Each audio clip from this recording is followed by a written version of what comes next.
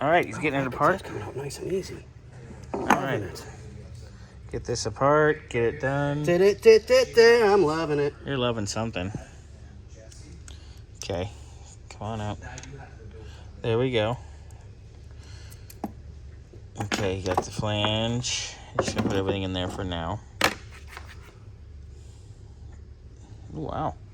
Oh my God, look at the sediment. Ooh. Ew, yucky poo. Oh my God. Ugh. Let me just dump this fuel right here.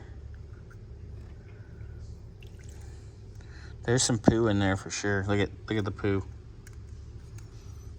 Poo in the bowl. Oh, yuck. We need a seal kit for this too. Easier said than done, but I will find us one. Yes, sir. As always. We always end up finding one. So we get that apart. I'll have you call the guy and call him and see. Call Aaron and see. Yep. If he wants me to make a hard line for that side so it's right.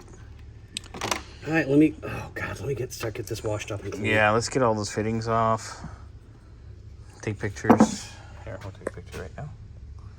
Get it all apart. We'll get it all clean and pretty. Thank you, Scott. Sounds like a plan, Stan. I'm not Stan. Look at that.